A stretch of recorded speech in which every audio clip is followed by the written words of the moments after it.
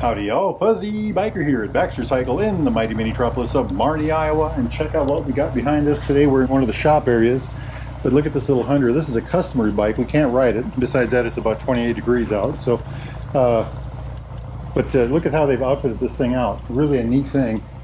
Just kind of look her over. It's kind of got a little bit of everything. I love the color. The gray is just a beautiful color, and I love this little badge that these come with. But so it's a 349cc, something like that.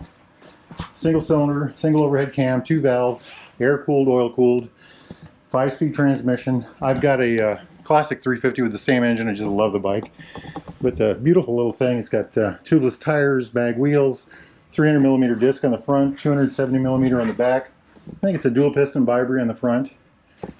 41mm forks. I can't remember the amount of travel, but just a beautiful little bike. Gorgeous little thing. Look at this tank. Very low seat height. I think it's something like 30 inches or so. I'll put it down right here. Now this one's been outfitted out. Like I said, it's a sold bike, so it's a customer bike. So they put this fly screen on here, engine guards. But what I really like are these bags. And I'm always in search for the best bag, especially with my Himalayan. I've got a beautiful Himalayan, and I'd like to have better bags. And I like bags like this that are collapsible. Now these are GB bags. And I have become very fond of GB. They're detachable. And they're expandable, and I wish I could show you more about them, but I do like. I've got a set of GB kind of a semi-hard bag on my Super Meteor, and I've just fallen in love with them, so I'm very happy with the brand.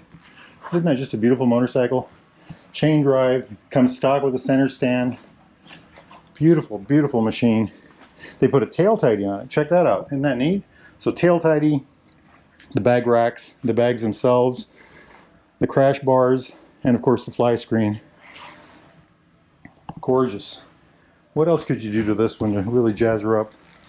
A lot of people like to put the engine guards on there. I don't know. You know, if it's a street bike, you probably don't need it. Other thing would be bar end mirrors, or maybe those touring mirrors that Royal Enfield has.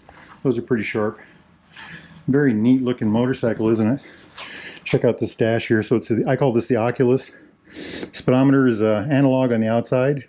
And in here, this is about 1.5 inches across LED. It's got a fuel gauge on the top, always visible gear indicator, always visible clock. And then down here is the, right now it's an odometer, but using this button right here, you can change that from odometer to trip A, to trip B, back to odometer. It's got a alternator light, which is very important, I think, of course, a neutral light. Jumping over here, we've got the clutch. I want to point out these levers. These are about my favorite lever on the market right now. They've got that really neat dog leg. They're very stylized. They're wide through here. They've got a good radius on the edge. They work very well with these Amal style grips. And I've got those on my my classic that I own, and I've also got a similar thing on my Super Meteor. Just really do like them. So over here they got the Amal style grips. Amal was a company that used to make grips in the old days that kind of look like this. Over here's the information button to change the center of this. This is the flash to pass, low beam, and then high beam. Then of course the blinkers, and then the horn. And over here is the kill switch, the run switch, and then you rocker it like that to start the bike. And of course the hazard lights right there. Fuel, and then of course the same kind of lever on the brake. Absolutely gorgeous little area, isn't it? Very good looking. I love the way the cap kind of mimics the tank shape.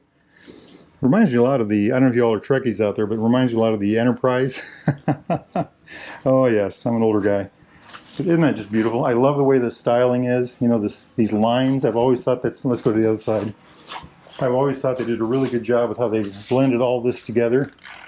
You know, from the top like this, underside like this. How these are both like this and like this, but yet they're set in. The bike is very narrow through the center, which really makes it feel like a much lower bike than it is. It's also a very lightweight bike. I think this is 400 pounds or 399 pounds with a full tank of fuel. About 185 kilograms. Just a beautiful, beautiful little motorcycle, isn't it? Absolutely gorgeous. Oh, look at that little RE symbol on the center there. I like it. I like it a lot. And of course, we talked about the tail tidy already. I wonder if this is a stock seat. I think it is. It's a good looking seat though, isn't it? Well, anyway, if you all are interested in something like this, a newer used Royal Enfield Triumph classic British bike of any type, get yourself over here to Baxter Cycle in the mighty metropolis of Marnie, Iowa, or go to baxtercycle.com. Tell those guys that Fuzzy Biker sent you. Life is good. Get yourselves out there and ride. Wahoo!